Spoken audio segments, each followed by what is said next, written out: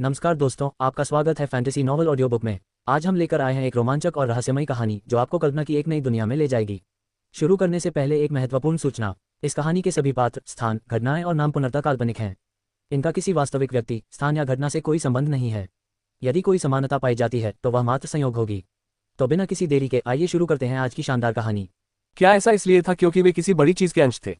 इस सिद्धांत में दम था, लेकिन इस सिद्धांत में भी कमियां थीं।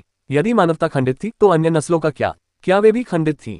इस सिद्धांत से यह संकेत मिलता है कि सभी नस्लों से पहले किसी न किसी रूप में कोई पूर्वज रहा होगा, वह वास्तविक मूल जिससे अन्य सभी नस्लें उत्पन्न हुई हैं।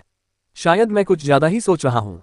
शायद सृजन बस उस अवस्था तक पहुंचने का परिणाम है, उस अवस्था तक पहुंचने का एक उप उत्पाद है। वह जितना ज्यादा इस बारे में सोचता रहता था, उसके सीने में अनिश्चितता उतनी ही बढ़ती जाती थी। शायद एक सच्चा व्यक्ति बनने का अर्थ ब्रह्मांड के सार के साथ घनिष्ठ रूप से जुड़ना था।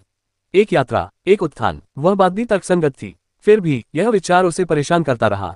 अगर कोई उसे जवाब दे सकता है तो वह विशाल अज्ञेय सत्ता ही होगी। मुझे बताओ, उसने धीमी आवाज में कहा। क्या मानवता अपूर्ण है? कुछ क्षणों के लिए सन्नाटा छा गया। फिर उसकी आंखों के सामने एक पैनल झिलमिलाता हुआ प्रकट हुआ। जब आप उस स्तर पर पहुंच जाएंगे तब आपको समझ आ जाएगा। माइकल के चेहरे पर कोई भाव नहीं था। ओरिजिन विल हमेशा की तरह अस्पष्ट था। अंततः उन्होंने इस मामले पर अधिक गहराई से विचार न करने का निर्णय लिया। जब उन सच्चाइयों का सामना करने का समय आएगा तो वे स्वाभाविक रूप से उनसे अवगत हो जाएंगे। फिलहाल ये मामले उससे बहुत दूर थे। एक नवागंतुक के लिए इन सब बातों को जानना बहुत दूर की बात थी। माइकल ने अपना ध्यान वापस पैनल की ओर मोड़ा और उसकी निगाहें एक बार फिर जेनेसिस बॉडी पर टिक गईं। पहले के परिणाम अभी भी उसके दिमाग में गूंज रहे थे, लेकिन जिज्ञासा ऐसी चीज थी जिसे वह नजरअंदाज नहीं कर सकता था। आखिर उसका क्लोन कैसा दिखेगा? क्या वह उसके वर्तमान स्वरूप का हूबहू प्रतिबिंब होगा या कुछ विकृत? अपनी जरूरत की हर चीज खरीदें और देखें। अपनी जरूरत की हर चीज खरीदें। एली एक्सप्रेस ऐप खोलें।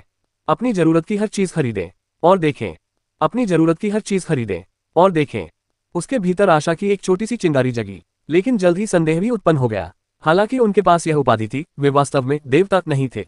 उन्हें एक नश्वर देवता की उपाधि प्राप्त थी, जो स्वयं इस बात का प्रमाण थी कि उनका स्वरूप अपूर्ण था। उनसे परे के अस्तित्वों के लिए आरक्षित किसी चीज को जबरदस्ती प्रकट करने का प्रयास करना लापरवाही भरा हो सकता था। फिर भी वह लालसा बनी रही। उसने अपने हाथ के पिछले हिस्से को रगड़ा। उसकी आंखें सिकुड़ गईं। अगर यह नाकाम रहा तो मैं इसे तुरंत रोक दूंगा। अगर इससे जरा सी भी गड़बड़ी हुई, उसके होंठ कस गए, तो मैं इसे फैलने से पहले ही रोक दूंगा। निर्णय ले लिया गया। माइकल ने धीरे से सांस छोड़ी और उस कौशल को सक्रिय करने की इच्छाशक्ति विकसित की। तारांकन, भाई, क्या तुम सचमुच अपने रहस्य नहीं बताओगे? माइकल ने पलकें झपकाईं और अपना सिर घुमाया। लिली वहां बाहें मोड़े खड़ी थी। उसके चेहरे पर खामोश असहमति के भाव थे। क्या रहस्य? उसने सपाट स्वर में पूछा। लिली ने अपने होंठ सिकोड़ लिए। स्पष्ट रूप से वह आश्वस्त नहीं थी। नासमझ बनने का नाटक मत करो। उसे देखे हुए 3 दिन बीत चुके थे। 3 दिन उसकी रहस्यमय अनुपस्थिति के, और जब आखिरकार आज सुबह उसकी नजर उस पर पड़ी तो वह अपनी आंखों पर विश्वास नहीं कर पाए, क्योंकि किसी तरह उसकी चचेरी बहन और भी खूबसूरत हो गई थी। माइकल का चेहरा भावहीन बना रहा और उसने लिली के बार बार पूछने पर भी कोई प्रतिक्रिया नहीं दी। इसके बजाय वह अपनी चाची की ओर मुड़ा, जो भोजन की मेज पर चुपचाप बैठी थी और उसकी निगाहें उस पर टिकी हुई थीं। क्या तुम ठीक हो? उसने कोमल स्वर में पूछा। उसकी आवाज में चिंता झलक रही थी। जी माँ, माइकल ने सिर हिलाते हुए जवाब दिया। थोड़ी देर रुककर उसने कहा, दूसरी तरफ कुछ ऐसा काम आ गया है जिस पर मुझे ध्यान देना होगा। आंटी मिया ने धीरे से सिर हिलाया। उन्हें समझने के लिए उसे ज्यादा कुछ कहने की जरूरत नहीं थी। वह इन स्पष्ट स्पष्टीकरणों की आदी हो चुकी थी और उन्हें पता था कि विस्तार से जानने के लिए जोर देना उचित नहीं है। लेकिन फिर उसके चेहरे के भाव बदल गए और उसमें हल्की उदासी झलकने लगी। आज ही तो तुम जा रहे हो, है ना? उसकी बातों पर माइकल के चेहरे के भाव थोड़े अजीब हो गए। अपने नए शरीर की ताकत को स्थिर और नियंत्रित करने में आखिरकार कामयाब होने के बाद वह बिना देरी किए अरोरा लौट आया। रात काफी हो चुकी थी और किसी को जगाने के बजाय उसने अपना फोन निकालकर उन चीजों के बारे में जानकारी हासिल की जो उससे छूट गई थी। तभी उसे सच्चाई का पता चला, वह पूरे 3 दिन से गायब था। इस एहसास ने उसे बेचैन कर दिया था। उसके लिए इतना लंबा समय बीता नहीं था, लेकिन बाहरी दुनिया उसके बिना आगे बढ़ चुकी थी। पहले तो इसे स्वीकार करना असहज था, लेकिन स्वीकार करने के अलावा कोई चारा नहीं था।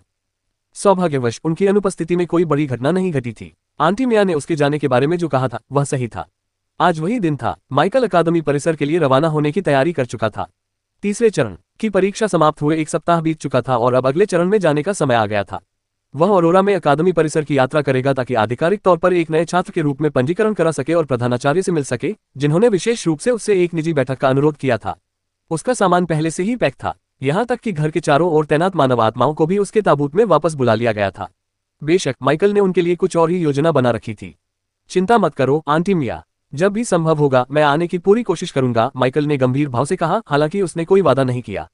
सच तो यह था कि भले ही वह केवल 4 महीने से ही अलौकिक शक्ति बना था, लेकिन अब वह भोला नहीं रहा था। उसे एक पल के लिए भी विश्वास नहीं था कि वह अपने परिवार के साथ उतना समय बिता पाएगा जितना उसके शरीर के मूल स्वामी ने पुनर्जन्म से पहले बिताया था। जैसे जैसे उसकी शक्तियां बढ़ती गईं, उस तरह का जीवन उससे दूर होता चला गया।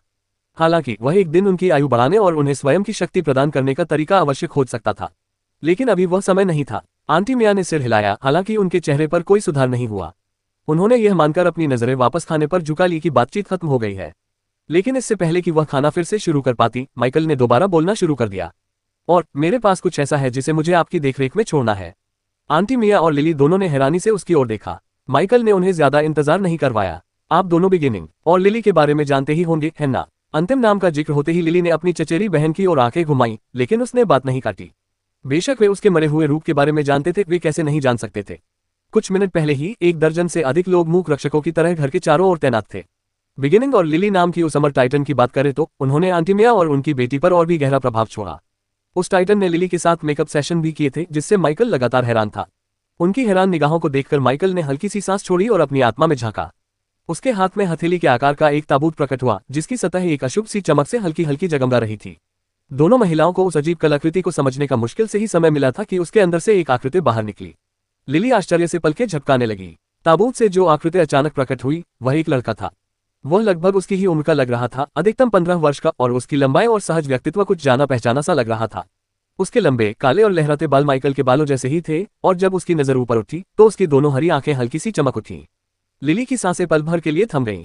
समानता निर्विवाद थी। उसके चेहरे की तीखी रेखाएं कद काठी, यहाँ तक कि उसके चेहरे पर हल्की सी गंभीरता भी। वह बिल्कुल छोटे माइकल जैसा दिखता था, मानो उसी सांचे से तराशा हुआ उसका भाई हो।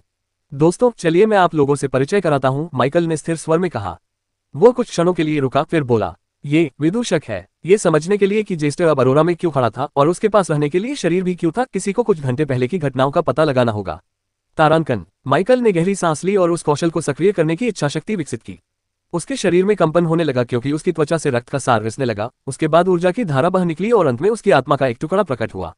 दर्द ने उसे बुरी तरह घायल कर दिया, जिससे उसके घुटने लगभग कांपने लगे, लेकिन उसने दृढ़ता से खुद को संभाला क्योंकि मांस, हड्डियां और नसें लाल धुंध से आकार लेने लगी।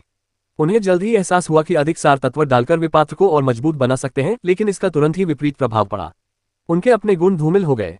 तुरंत ही माइकल ने उस अनियंत्रित बहाव को रोक दिया। जैसे ही सार के अंतिम अंश आकार लेते हुए आकृति में समाहित हुए, माइकल ने गहरी सांस छोड़ी। गहरा लाल धुंध पीली त्वचा में जम गया, लंबे काले बाल उसकी पीठ पर लहराने लगे और उसकी आंखों में हल्की हरी रोशनी टिमटिमाने लगी, एक अजीबोगरीब युवा छवि जो उसकी अपनी ही छवि जैसी थी। लेकिन जब शव वहीं पड़ा रहा तो माइकल को अपने भीतर कुछ हलचल महसूस हुई।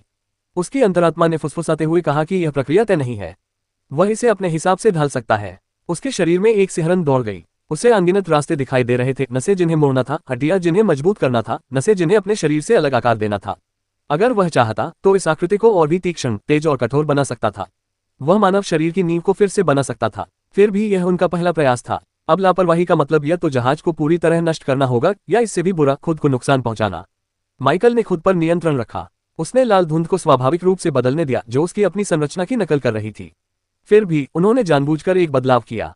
उसने शरीर की हर नस खोल दी। न केवल वे रास्ते जिनसे शरीर शारीरिक शक्ति के लिए ऊर्जा ग्रहण कर सके, बल्कि वे जीवनदायी नलिकाएं भी जो जन्मजात जादूगर की पहचान होती हैं। उसने बड़ी सावधानी और सटीकता से उस ढांचे पर इतनी नक्काशी की, काम करते समय उसके माथे से पसीना टपक रहा था। लेकिन अंत में उसे एहसास हुआ कि उसकी भी सीमाएं हैं। उसके द्वारा बहाया गया रक्त, ऊर्जा और आत्मा भी एक सीमा तक ही सीमित थे। परिणामस्वरूप उसका शरीर ठोस तो था, लेकिन अपूर्ण मजबूत तो था, पर सीमित। उसकी शारीरिक शक्ति उसे स्वयं के 10वें स्तर पर पहुंचने पर जैसी थी वैसी ही प्रतीत हुई। और यद्यपि उसका शरीर सामान्य मनुष्यों की तुलना में कहीं अधिक मजबूत था, यहाँ तक कि उच्च मानव की सहनशक्ति से मिलता जुलता था, फिर भी वह बिल्कुल वैसा नहीं था, बल्कि एक अपूर्ण रूप, अपने वास्तविक स्वरूप की एक परछाई जैसा था। और फिर उसकी उम्र का भी सवाल था। माइकल ने फ्राउनिंग किया। 15 साल की उम्र में उसका शरीर अपने चरम पर पहुंच गया। उसने इस प्रक्रिया को आगे बढ़ाने की कितनी भी कोशिश की, लेकिन वह और बड़ा नहीं हुआ। एक किशोर का शरीर अपनी जगह पर स्थिर हो गया। फिर भी जब वह पीछे हटा तो वह इसे स्वीकार करने से खुद को रोक नहीं सका। अपनी सीमाओं के बावजूद यह कोई असफलता नहीं थी, बल्कि इसके विपरीत था। यह शरीर एक प्रतिभा का धनी था। इसकी नसें खुली हुई थीं, इसकी नींव स्थिर थी और इसकी क्षमता इसके बाहरी स्वरूप से कहीं अधिक थी। समय के साथ यह एक भयानक रूप ले सकता था। माइकल ने अपने माथे से पसीना पोंछा और सांस छोड़ी। उसके होंठ हल्के से मुड़ गए। किसी पहले प्रयास के लिए बुरा नहीं है। उसके सामने मौजूद आकृति ने कुछ नहीं कहा, लेकिन उसकी मौन उपस्थिति अजीब तरह से जीवंत महसूस हो रही थी, मानो वह अगले आदेश की प्रतीक्षा कर रही हो। माइकल ने अपनी इच्छाशक्ति से संपर्क साधा, बंधन की परीक्षा ली। क्षण भर में नया शरीर हिल उठा। उसकी चेतना उसमें ऐसे समा गई जैसे पानी किसी घड़े में समा जाता है, और तुरंत ही टकराव उत्पन्न हो गया। शरीर ने प्रतिरोध नहीं किया। समस्या वही था, उसकी आत्मा शरीर में समाये आत्मा से पूरी तरह मेल नहीं खाती थी। हर हरकत बेतरतीब सी लगती थी, मानो कोई पुर्जा आपस में रगड़ खा रहा हो। जो चीज उनकी स्वयं की सहज छवि होनी चाहिए थी, वह इसके बजाय अस्त व्यस्त, कच्ची और मुश्किल से संभली हुई थी। अंत में जैसा उसने सोचा था उसके विपरीत उसका अनुभवहीन होना ही उसके लिए भारी पड़ गया। ये सही नहीं है, माइकल ने धीमी आवाज में बुदबुदाते हुए कहा और अपना होश संभाला। माइकल ने अपनी आंखें सिकुड़ी। तो इसका मतलब है कि तुम असफल हो? शरीर ने पलकें झपकाईं, फिर पहली बार बोला। उसकी आवाज उसकी अपनी आवाज से अजीब तरह से मिलती जुलती थी, हालांकि नर्म और युवा थी। हाँ, शरीर ने उत्तर दिया, उसकी आवाज में अजीब सी शांति थी। मैं इसे महसूस कर सकता हूँ। ज्यादा से ज्यादा 1 घंटे में यह आत्मा विलीन हो जाएगी और शरीर खाली हो जाएगा। तो इस लिहाज से मैं लगभग असफल हूँ। माइकल दंग रह गया। उसके होंठ खुले, लेकिन एक पल के लिए कुछ नहीं निकला। लड़के की इतनी स्पष्टता से बोलने की आवाज ने उसे हिलाकर रख दिया था। उसने शब्दों की बिल्कुल भी उम्मीद नहीं की थी। घबराहट की एक लहर उसके सीने में दौड़ गई, लेकिन उसने उसे काबू में कर लिया, यथासंभव अपनी प्रतिक्रिया को दबा लिया। तो फिर हम क्या कर सकते हैं? उसने अपनी सांसें संभालते हुए पूछा। उसका दिमाग तेजी से चल रहा था, वह पहले से ही विकल्पों पर विचार कर रहा था। हालांकि मैंने ज्यादा कुछ बलिदान नहीं किया है और जो खोया है उसकी भरपाई कर लूंगा, लेकिन इतने अच्छे साधन को यूं ही बर्बाद होते देखना व्यर्थ लगता है। लड़के ने अपना सिर झुकाया, उसकी धुंधली हरी आंखों में हल्की सी मस्ती झलक रही थी। तो फिर जेस्टर को इसमें क्यों न बसने दिया जाए? क्या वह इतने दिनों से शरीर के लिए तरस नहीं रहा है? इस शरीर की मुरझाती आत्मा को शुद्ध कर दिया जाए और इसके अंतिम अंशों को आधार बनाकर जेस्टर को इसमें प्रवेश करने दिया जाए। माइकल के चेहरे पर भावहीनता छा गई। और असल में यही हुआ था। जब जेस्टर को पाताल लोक से बुलाया गया और माइकल के शरीर की जांच करने से पहले उसने अपने स्वामी का विचार सुना, तो वह उत्तेजना से लगभग मर गया। माइकल के मरे हुए में जेस्टर न केवल सबसे बुद्धिमान था, बल्कि जब वह चाहता था तो सबसे अधिक अभिव्यंजक भी था। फिर भी उसका सबसे बड़ा गुण, वह गुण जो उसे सबसे अलग बनाता था, उसकी जन्मजात बुराई थी। जेस्टर की उपस्थिति उनके बंधन में समा गई और उसकी आवाज भी उनके पीछे पीछे आ गई। शानदार ये शरीर, जेस्टर ने विस्मय से फुसफुसाया। उसकी आवाज अजीब तरह से मशीनी थी। इसका शरीर साधना जगत के कुछ जन्मजात शारीरिक गठन के लगभग बराबर है। माइकल एकदम सख्त हो गया, क्योंकि उसे उस प्राणी से तारीफ सुनने की आदत नहीं थी जो आमतौर पर सिर्फ द्वेष से भरा रहता था। लेकिन बात यहीं खत्म नहीं हुई। जब जेस्टर की चेतना उस पात्र के केंद्र से टकराई तो वह लड़खड़ा गई। उनके बंधन के बाद पहली बार माइकल ने कुछ ऐसा महसूस किया जो लगभग सच्ची भावना जैसा था, एक तीव्र कच्चा आघात। आध्यात्मिक जड़ें, जेस्टर ने फुसफुसाते हुए कहा। उसकी आवाज कोमल थी, फिर भी माइकल के दिमाग में इतनी तीव्रता से गूंजी कि उसकी कनपटी फड़कने लगी। बहु जड़ें, अंधकार और जल। हाँ, अंधकार की जड़ स्वर्ग के स्तर की है और जल की जड़ पृथ्वी के स्तर की। ये तो बेतुका है। साधना करने के लिए एक आध्यात्मिक जड़ की आवश्यकता होती थी, आत्मीयता के वे छिपे हुए चैनल जो यह निर्धारित करते थे कि कोई शरीर दुनिया की ऊर्जा को अवशोषित और उपयोग कर सकता है या नहीं। और आध्यात्मिक जड़ों को क्रमानुसार वर्गीकृत किया गया, निम्न, मध्य, उच्च, पृथ्वी, स्वर्ग और इन सबसे ऊपर सर्वोच्च श्रेणी, जिसके बारे में कहा जाता था कि यह केवल महानता के लिए नियतिबद्ध चुनिंदा प्रतिभाओं से ही संबंधित है। जेस्टर की बातें सुनकर माइकल को समझ आ गया कि उसके सामने मौजूद पात्र के लिए इसका क्या अर्थ है।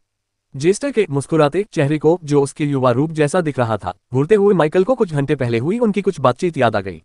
जेस्टर द्वारा क्लोन की स्थिति का वर्णन करने के बाद माइकल को अंततः समझ में आ गया कि यह इस तरह क्यों हुआ। अंधकार तत्व का महत्व समझ में आता था। ये शुरू से ही उसकी प्रमुख प्रवृत्ति रही थी, जो उसकी प्रगति के साथ साथ और भी प्रबल होती गई। लेकिन दूसरा तत्व, वह संभवतः जल के बारे में उसकी हालिया समझ से जुड़ा था। इस अंतर्दृष्टि ने तत्व के साथ उसके संबंध को और गहरा कर दिया था, जिससे उसकी प्रवृत्ति एक प्रभावशाली स्तर तक पहुंच गई थी, इतनी कि वह उसकी अंधकार प्रवृत्ति से ठीक नीचे थी। हालातों को देखते हुए माइकल को शक था कि अगर वह जल तत्व का और अधिक अध्ययन करे तो उसकी आध्यात्मिक जड़ स्वर्ग स्तरीय जड़ में विकसित हो सकती है। और अगर वह इसे चरम सीमा तक ले जाए तो उसका अंधकार तत्व भी उस प्रसिद्ध सर्वोच्च स्तर तक पहुंच सकता है। यही तर्क उसके अन्य तत्वों पर भी लागू होता था। यदि वह उनका ठीक से पोषण और परिष्करण करता तो उसकी अगली क्लोन रचना इस रचना को पूरी तरह से पीछे छोड़ सकती थी। माइकल ने यह विचार जोर से कहा और जेस्टर को सुझाव दिया कि अगले प्रयास का इंतजार करना बेहतर होगा। लेकिन चूंकि उसका लहजा अनौपचारिक था, आदेश से ज्यादा एक चर्चा जैसा, इसलिए जेस्टर को भी अपनी राय देने की छूट मिल गई। गुरुजी, ये सोचकर आश्चर्य होता है कि आप न केवल अपने अद्भुत स्वरूप की प्रतियां बना सकते हैं, बल्कि उन्हें इतनी आसानी से ऐसे अनमोल खजाने भी दे सकते हैं। उनके स्वर में प्रशंसा और लालसा का मिला जुला भाव था। सच सच बताए, क्या आप वाकई पहले से ही ईश्वर नहीं हैं? माइकल ने कोई जवाब नहीं दिया, उसके चेहरे पर कोई भाव नहीं थे। जेस्टर को इस चुप्पी से कोई फर्क नहीं पड़ा। वह सहजता से अपना काम करता रहा। फिर भी अधिक आध्यात्मिक जड़ें होना हमेशा बेहतर नहीं होता। मात्रा की चमक से धोखा न खाएं। साधना जगत में कई ऐसे लोग थे जिनके पास अनेक जड़ें थीं, लेकिन उनका अंत व्यर्थ हुआ। उन्हें अपनी जड़ों को त्यागने के लिए मजबूर होना पड़ा, क्योंकि उनमें से एक का स्तर बहुत कम था, या उनकी साधना की गति धीमी हो गई थी, या फिर उनमें जड़ों को सामंजस्य बिठाने की कला का अभाव था। पब फ्यूचर विज्ञापन। ली यांग की विशाल स्मृतियों में भी ऐसी बहुत कम कलाएं थीं जिनमें एक साथ कई तत्वों का प्रयोग होता था। लेकिन एक कला ऐसी थी जिसमें अंधकार और जल का संयोजन था और जो आत्मा की प्रारंभिक अवस्था तक पहुंच सकती थी। यह अवसर उसे जीवित रहते हुए एक खंडहर से मिला था, और इस शरीर का ठीक उन्हीं जड़ों को धारण करना। उनकी पिछली बातचीत से माइकल पहले ही समझ गया था कि जेस्टर द्वारा संदर्भित तथाकथित नवजात आत्मा चरण मोटे तौर पर उसके अपने अवेकनर रैंक 3 चरण से मेल खाता है। अगर गुरुजी भविष्य में मुझे इससे भी बेहतर शरीर देना चाहें तो ये बुरा विचार नहीं है, उन्होंने लगभग विचारशील स्वर में कहा। लेकिन मुझे ये शरीर सही लगता है। बहुत सारे तत्वों से युक्त शरीर कभी कभी पूरी तरह से परिपूर्ण नहीं होता। ये शरीर जिसमें केवल 2 तत्व हैं, सामंजस्य से भरा है। यह अति नहीं है, संतुलित है। इसीलिए मुझे लगता है कि यह मेरे लिए एकदम सही शरीर है। माइकल ने अपनी भौहें थोड़ी सी ऊपर उठाईं। कितना साहसी मरे हुए प्राणी। शायद इसलिए कि मैं साधना के मार्ग पर चल रहा हूं, जेस्टर ने सहज और सधे हुए शब्दों में कहा। हम में से जो इस प्रणाली का अनुसरण कर रहे हैं उनके लिए आत्मा की जड़ की श्रेणी उसकी संख्या से अधिक मायने रखती है। तभी माइकल को बात समझ में आई। ऐसा नहीं था कि बहुत सारी मौलिक आत्मा जड़ों का होना जेस्टर के लिए बुरा था, बल्कि बात यह थी कि साधना शक्ति प्रणाली को इसकी आवश्यकता ही नहीं थी। हालांकि अगर यह जादू पर आधारित प्रणाली होती तो केवल एक तत्व पर निर्भर रहने की तुलना में अधिक तत्वों का होना बेहतर होता। यह इस बात का सवाल नहीं था कि कौन सा रास्ता बेहतर है, यह इस बात पर निर्भर करता था कि उस रास्ते पर चलने वाले व्यक्ति को क्या उपयुक्त लगता है। जेस्टर के लिए केवल ये 2 आध्यात्मिक जड़ें ही इसके लिए एकदम सही थी। तारांकन विदूषक माइकल के परिवार की दोनों महिलाएं अपने सामने खड़ी माइकल की लघु प्रतिमा को देखकर एक साथ बुदबुदाईं। कितना अजीब नाम है। लिली अपने शुरुआती आश्चर्य से उबरने के बाद हमेशा की तरह स्पष्ट बोली। माइकल ये कौन है क्या? आंटी मिया ने अनिश्चितता से पूछा। उन्हें समझ नहीं आ रहा था कि सवाल कैसे पूछें, क्या उन्हें बताना चाहिए कि ये कौन है। लेकिन माइकल ने नाम बता दिया था तो शायद नाम बताना ज्यादा सही सवाल होगा। सौभाग्य से माइकल ने उसे इस संघर्ष से बचा लिया। याद है मैंने अभी अभी तुमसे अपने मरे हुए लोगों के बारे में बात की थी, है ना? अंत में माइकल ने उन्हें घुमा फिराकर स्पष्टीकरण दिया। उसने बताया कि एक विशेष कौशल के कारण उसके एक मरे हुए साथी में अप्रत्याशित रूप से विकास हो गया था। कुछ ऐसे कारणों से जिन्हें वह स्पष्ट रूप से बता नहीं सकता था। वह चाहता था कि जरूरत पड़ने से पहले ये यही उनके पास रहे। यह पूरी तरह सच नहीं था, लेकिन उनके संदेह को दूर करने के लिए काफी था। माइकल की आवाज थोड़ी नरम पड़ गई और उसने आगे कहा, जेस्टर के साथ वैसा ही व्यवहार करना जैसा तुम किसी और इंसान के साथ करती हो। वह भले ही मेरे मरे हुओं में से एक हो, लेकिन अब उसके पास अपना शरीर है। दिखावे के लिए उसे सबके साथ घुल मिल जाना होगा। अगर मेरे पास समय की कमी न होती तो मैं उसे स्कूल में दाखिला दिला देता, लेकिन चूंकि मेरे पास समय नहीं है इसलिए मैं यह मामला आप पर छोड़ता हूँ, चाची। आंटी मिया की भौहें थोड़ी उठी, उनके चेहरे पर हैरानी झलक रही थी। फिर उन्होंने धीरे से सिर हिलाया, परिवार के मामलों में हमेशा की तरह शांत और स्थिर भाव से जिम्मेदारी स्वीकार करते हुए। फिर भी उन्होंने पूछा, तो फिर हम उसका क्या नाम रखें? माइकल एक पल के लिए झिझका। उसकी निगाहें उस लड़के के चेहरे पर टिकी रहीं जो बिल्कुल उसके अपने चेहरे जैसा था। फिर उसने जवाब दिया, जेस्टर नॉर्मन। नाम सुनते ही जेस्टर के होंठ हल्के से मुड़ गए। चिंता मत करो स्वामी, मैं आपके परिवार की रक्षा का पूरा ध्यान रखूंगा, जेस्टर ने मानसिक संपर्क के माध्यम से माइकल से कहा। यही मुख्य कारण था कि माइकल जेस्टर को मुख्य दुनिया में लेकर आया था। हालांकि उसका शरीर अभी भी कमजोर था, लेकिन जेस्टर स्वयं कमजोर नहीं था। पिछली सुरक्षा की तुलना में जेस्टर कई गुना अधिक मजबूत था। लेकिन सुरक्षा ही एकमात्र कारण नहीं था। माइकल को यह भी लगा कि उसके जाने के बाद जेस्टर परिवार में खालीपन को भरने में मदद कर सकती है और साथ ही लिली के प्रशिक्षण की देखरेख भी कर सकती है। लिली द्वारा अपने जीवन बीज को सफलतापूर्वक प्रज्वलित करने के बाद माइकल ने उसे विकसित करने की योजना बना ली थी। अगर वह लापरवाही नहीं करती तो उसे पूरा यकीन था कि नए साल तक वह अपनी सहनशक्ति की सीमा तक पहुंच जाएगी, और इसमें 4 महीने से भी कम समय बचा था। लेकिन उससे पहले उसे अपने चचेरे भाई पर इसका प्रयास करने से पहले कुछ जीवित नमूनों के विकास का परीक्षण करना आवश्यक था। कुछ ही देर में माइकल वहां से चला गया। उसने वेस्सारा की राजधानी जाने के लिए एक वाहन का इंतजाम किया। उस देश में कुल 18 राज्य थे और उसकी राजधानी उस स्थान से 3 राज्यों की दूरी पर स्थित थी जहां वह वर्तमान में था। सामान्य तौर पर अगर यह पृथ्वी पर होता तो इसका मतलब एक लंबी यात्रा होती, लेकिन विशेष सड़कों के नेटवर्क की बदौलत माइकल ने अनुमान लगाया कि अगर वे गति बनाए रखते हैं तो यात्रा में 5 घंटे से अधिक समय नहीं लगेगा। एआई चालित कार के अंदर समय बिताने के लिए कुछ खास न होने के कारण माइकल ने अपने स्टोरेज स्पेस में हाथ डाला। उसकी हथेली में एक जाना पहचाना कानून का बीज प्रकट हुआ। बिना किसी झिझक के उसने अपनी सत्य की आंख को सक्रिय कर दिया। तारांकन कुछ घंटे बाद थॉर्नवेल में सूरज निकल चुका था और निवासी एक नए दिन के लिए जाग रहे थे। नए विस्काउंट के सत्ता संभालने के बाद से सतही तौर पर ज्यादा कुछ नहीं बदला था, लेकिन लोग अपने दैनिक जीवन में एक सूक्ष्म सुधार महसूस कर सकते थे। कम से कम पहरेदार अब सही पहरेदारों की तरह व्यवहार करने लगे थे, उन्हें धमकाना बंद कर दिया था। कई बार तो हवेली बेघरों के साथ खाना भी बांटती थी। इन दिनों थॉर्नवेल के लोगों में थोड़ी अधिक आशा झलक रही थी, उनके चेहरों पर पहले से कहीं अधिक मुस्कान दिखाई दे रही थी। लेकिन हवेली के बाहर का जीवन जहां एक और उज्ज्वल नजर आने लगा था, वहीं जागीरदार की संपत्ति एक भूतिया घर की तरह खामोश थी। कारण सीधा साधा था, उनके स्वामी 3 दिनों से लापता थे। दहशत तेजी से फैल गई थी, खासकर एवलॉन फॉरेस्ट में फिर से अजीबोगरीब संकेत दिखने के बाद। यहां तक कि वे कर्मचारी भी, जिन्हें अपने स्वामी की कभी परवाह नहीं थी, चिंतित हो गए थे, यदि वफादारी के कारण नहीं तो इस डर से कि उनके लापता होने से वे भी फंस सकते हैं। कहानी में तब एक नया मोड़ आया जब उसी सुबह उन्होंने अपने स्वामी को अपने कार्यालय में ऐसे बैठे देखा मानो कुछ हुआ ही ना हो। और हालांकि कई लोग सवाल पूछना चाहते थे, माइकल के एक शब्द ने उन सभी को चुप करा दिया। उनके पास अपने संदेह को मन में ही दबाने के अलावा कोई विकल्प नहीं था। कैप्टन रोहन, माइकल ने धीरे से बुदबुदाया जब उसने उस आदमी को अपने स्टडी रूम से बाहर निकलते और दरवाजा बंद करते हुए देखा।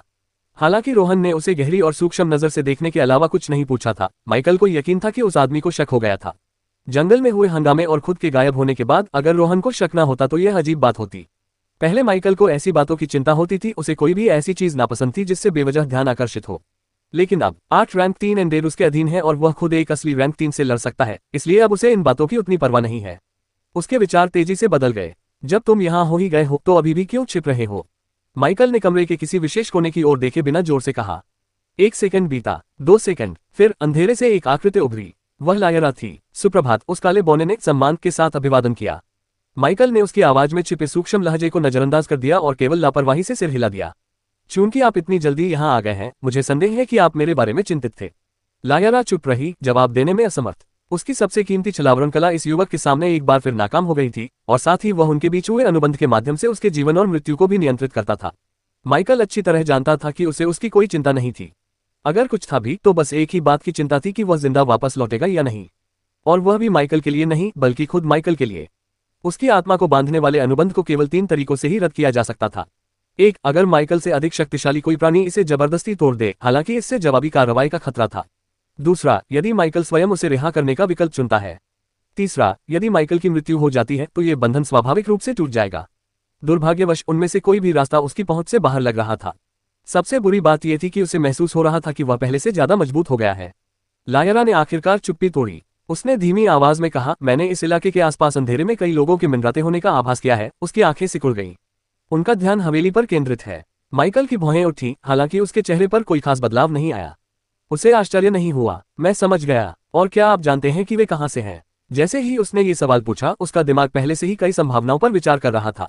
राजकुमारी प्रिसिला पहली थी। उस शक्तिशाली महिला को शक था कि वह एक अवेकना है। उसके इनकार के बाद भी वह इतनी आसानी से हार मानने वाली नहीं लग रही थी। अगर उन्हें सच में सबूत चाहिए होता तो वह शायद लोगों को उस पर नजर रखने के लिए भेजती। दूसरी संभावना ड्यूक एवरमून की थी। आखिरकार यह अभी भी ड्यूक का इलाका था। यह स्वाभाविक था कि वह बूढ़ा व्यक्ति थॉर्नवेल में होने वाली हर घटना की प्रत्यक्ष रिपोर्ट जानना चाहेगा। और फिर जाहिर है स्थानीय उपद्रवी भी थे, बैरन और शूरवीर, जो अपनी स्वतंत्रता खोने से नाराज थे, या शायद उनसे ऊपर का काउंट भी जासूस भेज सकते थे। जब लायरा ने आखिरकार जवाब दिया तो माइकल का शक सही साबित हो गया। मुझे लगता है कि वे काउंट के हैं। दुर्भाग्य से उसके होंठ पतले हो गए, उसकी आवाज धीमी हो गई।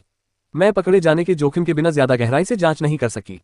उनमें से कम एक आकृति मुझसे कमजोर नहीं थी। माइकल की आंखें थोड़ी सिकुड़ गईं। उस जानकारी का बहुत महत्व था। लायरा कमजोर नहीं थी, उसकी छुपने की कला और तलवारबाजी में महारत आम एजेंटों से कहीं ज्यादा थी। उसका बराबरी स्वीकार करना यह दर्शाता था कि वह कोई साधारण जासूस नहीं थी। लेकिन चिंता जताने के बजाय माइकल अपनी कुर्सी पर पीछे की ओर झुक गया। उसका चेहरा शांत, लगभग उदासीन था। माइकल ने आर्मरेस्ट पर हल्के से उंगली मारी। तुम इसे गिनती क्यों कहते हो? मेरे पास कोई पुख्ता सबूत नहीं है, लायरा ने स्वीकार किया। लेकिन मुझे नहीं लगता कि बैरन या नाइट इस स्तर के विशेषज्ञों को तैयार कर सकते हैं। उनकी पहुंच और संसाधन बहुत सीमित हैं। मेरे स्तर के किसी व्यक्ति को तैयार करने के लिए कहीं अधिक प्रभावशाली संरक्षक की आवश्यकता होगी। माइकल की आंखें थोड़ी सिकुड़ गईं, लेकिन उसने हैरानी का कोई बाहरी संकेत नहीं दिया। तो आपको यकीन है कि वे नहीं हैं?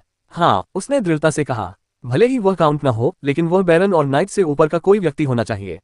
माइकल अपनी सीट से उठा, उसका लबादा पॉलिश किए हुए फर्श पर हल्के से छू गया। उसकी निगाहें एक पल के लिए लायरा पर टिकी, फिर खिड़की की ओर चली गईं जहां सुबह की हल्की रोशनी पर्दों से छनकर आ रही थी। वह खिड़की से मुंह फेरकर दरवाजे की ओर चलने लगा। उसके कदम स्थिर और बिना हड़बड़ी वाले थे। आओ मेरा पीछा करो। थॉर्नवेल में सुबह पहले से ही आवाजों की गूंज और जमीन पर जूतों की आहट से जीवंत हो उठी थी। शहर की टेढ़ी मेढ़ी छतों और नम गलियों पर सूरज की रोशनी फैल रही थी। बाजार चौक के पास 2 पुरानी व्यापारिक इमारतों के बीच एक साधारण सी सराय खड़ी थी, जिसकी लकड़ी की तख्ती हवा के हर झोंके के साथ हल्की हल्की चरमरा रही थी। एक व्यक्ति सराय के दरवाजे से अंदर आया। उसका शरीर सड़क की धूल से सने यात्री के कोट में लिपटा हुआ था। उसका चेहरा सौम्य और साधारण था, ऐसा चेहरा जो किसी भी भीड़ में आसानी से घुल मिल सकता था। देखने वाले किसी भी व्यक्ति को वह एक ऐसे व्यापारी से अलग नहीं लग रहा था जो अगले शहर जाने से पहले अपनी नियमित यात्रा पर रुकता है। अरे, इतनी जल्दी वापस आ गए? सराय मालिक ने काउंटर के पीछे एक मग चमकाते हुए ऊपर देखते हुए कहा। उसके लहजे में पहचान की गर्माहट थी। आज जल्दी छुट्टी हो गई। उस व्यक्ति ने हल्की सी मुस्कान के साथ अभिवादन करते हुए सिर झुकाया। काम इंतजार नहीं करता दोस्त। नाश्ते से पहले कुछ ग्राहकों से मिलना जरूरी था। सराय मालिक ने मग नीचे रखते हुए हल्के से हंसते हुए कहा। आप व्यापारी और आपका कारोबार? कम से कम व्यापार तो आजकल बेहतर चल रहा है। जब से नए लॉर्ड ने सत्ता संभाली है, थॉर्नवेल दिन ब दिन और भी जीवंत होता जा रहा है। क्या ऐसा है? उस व्यक्ति ने सहजता से विनम्रतापूर्वक उत्तर दिया। हम अब लोग ज्यादा सुरक्षित महसूस कर रहे हैं। गार्डों ने अपनी बदतमीजी बंद कर दी है और बाहरी सड़कों से भी कम परेशानी आ रही है। सराय मालिक मुस्कुराया, उसकी आवाज में गर्व झलक रहा था। अच्छे नेतृत्व की पहचान तो होती ही है। यह नया विस्काउंट वाकई काबिल है। उस आदमी की मुस्कान उसकी आंखों तक नहीं पहुंची। ऐसा लगता है। सराय मालिक ने नर्म लहजे को सहमति समझ लिया और गर्मजोशी भरे शब्दों में बोलना जारी रखा। आप कल्पना भी नहीं कर सकते कि हम जैसे लोगों के लिए ये कितनी राहत की बात है। कम झगड़े, ज्यादा यात्री, बेहतर आमदनी। अगर आप मुझसे पूछें तो थॉर्नवेल को आखिरकार अपना सुनहरा दौर मिल गया है। उम्मीद है ये लंबे समय तक चलेगा, उस आदमी ने धीरे से कहा। उस संक्षिप्त उत्तर और हल्के से सिर हिलाकर उसने सराय मालिक द्वारा काउंटर पर सरकाई गई चाबियां ली और संकरी सीढ़ियों से ऊपर की ओर चल पड़ा। हालांकि उसके कदमों की आहट से लकड़ी के तख्ते चरमरा रहे थे, फिर भी उसके चलने का अंदाजा इतना हल्का था कि धूल भी मुश्किल से ही हिल रही थी। दूसरी मंजिल पर पहुंचते ही उसकी हल्की मुस्कान गायब हो गई। उसके कदम धीमे और शांत हो गए। अपने कमरे तक पहुंचते पहुंचते उसके चेहरे पर कोई भाव नहीं था। उसने सावधानी से दरवाजा बंद किया, एक पल रुका और फिर ताला लगा दिया। संतुष्ट होकर वह खिड़की की ओर बढ़ा और पर्दा आधा खोल दिया। यहां से उसे थॉर्नवेल की बाहरी दीवारों का एक छोटा सा हिस्सा और दूर विस्काउंट के महल की धुंधली आकृति दिखाई दे रही थी। उसकी आंखें थोड़ी सिकुड़ गईं। वह लगभग एक सप्ताह से यहां था। काउंट के आदेश सीधे साधे थे, निगरानी रखना, रिपोर्ट करना और यदि अवसर मिले तो नए विस्काउंट की ताकत की पुष्टि करना। उस व्यक्ति को यह पूछने की जरूरत नहीं थी कि क्यों। काउंट हेलेन के अधीन हर कोई जानता था कि थॉर्नवेल इतना समृद्ध था कि उसे बिना निगरानी के अकेला नहीं छोड़ा जा सकता था। फिर भी इस विशेष आदेश के साथ अनकही चेतावनी भी जुड़ी हुई थी। काउंट ने युवा लॉर्ड को शत्रु नहीं कहा था, लेकिन जब सत्ता का हस्तांतरण होता है तो एक तटस्थ व्यक्ति भी खतरा बन सकता है, खासकर वह व्यक्ति जिसके बारे में अफवाह हो कि वह अपनी उम्र से कहीं अधिक शक्तिशाली है। उस आदमी ने धीरे से सांस छोड़ी और बिस्तर के किनारे पर बैठ गया। उसके घुटनों का हल्का दर्द उसे याद दिला रहा था कि उसने कितनी लंबी दूरी तय की है, हेलेन की राजधानी की सड़कों पर भूख से तड़पने से लेकर यहां बैठकर काउंट के पैसों पर जीवन यापन करने तक। उसे याद है जब वह 7 साल का था और उसे कसाई की दुकान के पीछे जूते टुकड़े ढूंढते हुए पाया गया था। तब उसे इस बात की परवाह नहीं थी कि वे कौन है, वह बस खाना चाहता था। लेकिन उस दिन से एक अलग तरह की भूख की शुरुआत हुई, एक ऐसी भूख जिसने मासूमियत की जगह आज्ञाकारिता को जन्म दिया। उसे और उसके जैसे अन्य लोगों को काउंट के कुख्यात कामों के लिए प्रशिक्षित किया गया था, चोरी, चुप्पी और मौत। जो लोग इन कामों में ढल नहीं पाते थे वे जल्दी मर जाते थे। वह बच गया था, बड़ी मुश्किल से। उसके होठों पर एक छोटी सी भावहीन मुस्कान थी। उसके साथियों में से केवल 4 ही जीवित बचे थे और अब वह फिर से यहाँ था, एक और मिशन, एक और नाम, एक और चेहरा। उसकी निगाहें फिर से हवेली की ओर मुड़ गईं। उसने अभी तक विस्काउंट को नहीं देखा था, दूर से भी नहीं। युवा लॉर्ड ज्यादातर अपनी जागीर में ही रहता था और उसके चारों ओर असाधारण लोग मौजूद थे। उसने उनमें से 2 की झलक देखी थी, एक लबादा ओढ़े हुए व्यक्ति की जो परछाई की तरह चलता था और एक शूरवीर कप्तान जिसकी उपस्थिति को वह पूरी तरह समझ नहीं पा रहा था। उनके प्रभाव से उसकी प्रशिक्षित सहज बुद्धि भी विचलित हो गई थी। हालांकि डर ने उसे नहीं रोका था। डर को तो वर्षों पहले ही उससे दूर कर दिया गया था। यह एक सुनियोजित योजना थी। अगर उसने जल्दबाजी में कोई कदम उठाया और असफल रहा तो इसके परिणाम थॉर्नवेल से कहीं अधिक दूर तक गूंजेंगे। इसलिए उसने इंतजार किया। फिलहाल वह एक शांत व्यापारी बनकर रहेगा जो सराय मालिकों को देखकर मुस्कुराता है और स्थानीय विक्रेताओं से रोटी खरीदता है। वह अपनी रिपोर्टों को गुप्त रखेगा और धीरे धीरे आगे बढ़ेगा। जब समय आएगा और विस्काउंट अपनी सतर्कता कम करेगा तब वह कार्रवाई करेगा। तब तक थॉर्नवेल के लोग उसे केवल एक और गुजरते हुए चेहरे के रूप में ही जानेंगे, या कम से कम उसे ऐसा ही लगा। दस्तक दस्तक। दूसरी दस्तक से पहले ही वह जम गया। बिना किसी आवाज के उसका वजन बिस्तर से हट गया। एक हाथ गद्दे के नीचे चला गया, उंगलियां वहां छिपी पतली सी ब्लेड पर जा लगी। वहां कौन है? उसने धीमी, लगभग उतावली सी आवाज में पूछा। एक पल का सन्नाटा, फिर जंगल के बीच से एक युवा हंसमुख आवाज सुनाई दी। मिक नॉर, क्या तुम आजकल मेरी तरफ ध्यान नहीं दे रहे हो? उसकी पकड़ और कस गई। माइक नॉर, ये नाम जाना पहचाना क्यों लग रहा था? इंतजार, क्या यही उस युवा लॉर्ड का नाम नहीं था जिसकी निगरानी करने का जिम्मा उसे सौंपा गया था? उसे तुरंत पता चल गया कि उसे ढूंढ लिया गया है। कोई पनाह नहीं, कोई बच निकलने का रास्ता नहीं। वह खिड़की की ओर झपटा, लेकिन उसका शरीर बीच में ही जम गया। एक भारी भार ने उसे वहीं जकड़ लिया, मानो गुरुत्वाकर्षण ही उसके विरुद्ध हो गया हो। घबराहट से उसका सीना कांप रहा था और उसके चेहरे से पसीना टपक रहा था। हिलना मत, बिल्कुल नहीं। हवा घनी, ठंडी और निर्मल हो गई, जिससे उसके फेफड़े इतने दब गए कि उसके विचार धुंधले पड़ गए। गिनती। उसने गलत व्यक्ति को उकसाने की कोशिश की। ये बात उसके दिमाग में कौंध गई ठीक अंधेरा छाने से पहले। पूरी तरह बेहोश होने से पहले उसे लगा कि उसने एक आवाज सुनी है। तुम्हारी ट्रैकिंग क्षमता अच्छी है। मुझे कुछ संदेह था, लेकिन मेरा नाम सुनते ही जिस तरह से वह भागा, उससे बहुत कुछ पता चलता है। उसे बांध दो। हाँ, उस दिन थॉर्नवेल जेल में कई नए कैदी आए, जिससे नाइट कैप्टन रोहन सुबह के अधिकांश समय व्यस्त रहे। जब भी उन्हें याद आता कि उनके युवा स्वामी बिना किसी सुरक्षा के हवेली से निकल गए थे, मानो पहरेदार महज दिखावे के लिए हों, तो उनके मन में आक्रोश की एक हल्की सी चिंगारी उठती थी। जहां तक युवा सरदार और उसके सहायक की बात है, पकड़े गए जासूसों को व्यक्तिगत रूप से सौंपने के बाद वे एक बार फिर गायब हो गए, अपने जाने के स्थान का कोई सुराग नहीं छोड़ गए। उनके गायब होने से रोहन की झुंझलाहट और भी बढ़ गई। हालांकि अब तक वही ये स्वीकार करने लगा था कि उसके स्वामी की गतिविधियां हमेशा उन लोगों के लिए एक रहस्य बनी रहेंगी जिन्हें उसकी रक्षा करने का जिम्मा सौंपा गया था। तारांकन। एक विशाल ताबूत के धुंधले कक्ष में एक युवक बेकाबू होकर कांप रहा था। उसकी निगाहें इधर उधर घूम रही थीं, फिर अंत में उसके सामने खड़ी शांत आकृति पर टिक गईं, एक युवा व्यक्ति जिसकी उपस्थिति मात्र से ही वह भय और विस्मय दोनों से भर गया था। वह व्यक्ति जाहिर है माइकल था। दूसरी तरफ मौजूद युवक कोई और नहीं बल्कि एस था। थॉर्नवेल के आसपास मंडरा रहे जासूसों को पकड़ने के बाद माइकल ने मूल रूप से अपने अध्ययन कक्ष में लौटने की योजना बनाई थी। अपने मुख्य शरीर और अरोरा में स्थित दूसरे शरीर के बीच तालमेल बिठाना लॉसीड के रहस्यों को समझने में कारगर साबित नहीं हुआ था, पर यह असंभव भी नहीं था। फिर भी एक शरीर के अध्ययन जारी रहने के दौरान दूसरा शरीर दैनिक कार्यों को संभाल सकता था। जैसे ही वह अपना ध्यान दूसरी ओर लगाने वाला था, एस ने उससे मिलने का अनुरोध किया। लड़के की इच्छा जानने के लिए उत्सुक और यह मानते हुए कि यह मुलाकात संक्षिप्त होगी, माइकल मान गया। बैठक का कारण उम्मीद से कहीं अधिक रोचक निकला। ऐसे एक साधक बन गया था। माइकल की आंखों में जिज्ञासा की चमक थी। जेस्टर के ज्ञान की बदौलत वह लंबे समय से साधना के मार्ग से मोहित था। दुर्भाग्यवश उनके द्वारा तय किए गए मार्ग के कारण पुनः शाखा खोलने का कोई लाभ नहीं था। एक जागृतकर्ता के रूप में उन्हें कोई लाभ नहीं था। ऑरोरा और लायनहॉट किंगडम की नाइट और मैच प्रणालियों की तुलना में साधना प्रणाली लगभग हर मामले में श्रेष्ठ थी। उसने लिली को भी एक दिन यही रास्ता अपनाने के बारे में सोचा था, लेकिन वह आधिकारिक तौर पर नाइट बनने के इतने करीब थी कि वह उसे बीच में ही हार मानने नहीं देना चाहता था। इसके अलावा माइकल को पूरी तरह से यकीन नहीं था कि साधक बनने से उसके नाइट बनने के रास्ते में कोई बाधा आएगी या नहीं। जेस्टर ने उसे आश्वस्त किया था कि ऐसा नहीं होगा, शायद ये भी दावा किया था कि इससे मदद मिल सकती है, लेकिन माइकल खुद देखना चाहता था। उसकी योजना सरल थी, लिली के नाइट बनने के बाद वे साधना का प्रयास करेंगे। दुर्भाग्यवश आज सुबह जेस्टर ने पुष्टि की कि न तो आंटिमिया और न ही लिली के पास आध्यात्मिक शक्तियां हैं। ये निराशाजनक था, हालांकि घातक नहीं। अगर उच्च वंश के लोग स्वाभाविक रूप से अपनी आध्यात्मिक शक्ति को जागृत कर सकते थे, तो लिली के पास अभी भी मौका था। जब वह बाद में सचमुच एक आध्यात्मिक मूल प्राप्त करने में सफल हुई, तब तो माइकल भी यह अनुमान नहीं लगा सकता था कि उसकी क्षमता कितनी असीमित होगी। लेकिन फिलहाल ऐसी वह था जिसने सफलता हासिल की थी। सच्चाई की पुष्टि करने के बाद माइकल ने एस को अपनी आंखें बंद करने को कहा। जब युवक ने आंखें खोली तो उसने खुद को भूले हुए लोगों के क्षतिग्रस्त ताबूत के भयानक शून्य में पाया और माइकल थोड़ी दूरी पर खड़ा था। तभी से डर शुरू हुआ। उसके चारों ओर भयानक आकृतियां मंडरा रही थी, 100 से अधिक मरे हुए प्राणी, जिनमें से प्रत्येक से निकलने वाला दबाव हवा को भारी कर रहा था और उसकी नसों में खून जम रहा था। उनकी निगाहें ताबूत में धुंधली सी चमक रही थी, खामोश लेकिन घुटन भरी। ऐसा कांपना कोई आश्चर्य की बात नहीं थी। ताबूत के भीतरी हिस्से में मृत्यु से ही उत्पन्न प्राणियों से घिरे होने पर सबसे साहसी आत्मा के लिए भी भय का सामना करना कठिन होगा। माइकल ने एस को शांत भाव से दिलचस्पी से देखा। उसे याद आया कि जेस्टर ने पहले क्या कहा था, एस के पास मध्यम श्रेणी की आत्मा की जड़ थी। साधना जगत में यह एक सराहनीय प्रतिभा थी, एक स्थिर नींव के लिए पर्याप्त और उचित मार्गदर्शन मिलने पर काफी ऊंचाइयों तक पहुंचने के लिए पर्याप्त से भी अधिक। ये देखते हुए कि एस को अपनी नींव बनाने और सच्ची साधना में कदम रखने में केवल 3 सप्ताह लगे थे, लड़के की प्रगति उल्लेखनीय थी। माइकल ने अपने हाथ पीठ पीछे बांध लिए। बताओ एस, उसने शांत भाव से कहा, तुम अभी किस चरण में हो? एस हिचकिचाया। जवाब देने से पहले उसने अपनी निगाहें थोड़ी नीचे कर ली। प्रभु, मैंने कुछ दिन पहले ही ची साधना के प्रथम चरण में प्रवेश किया है।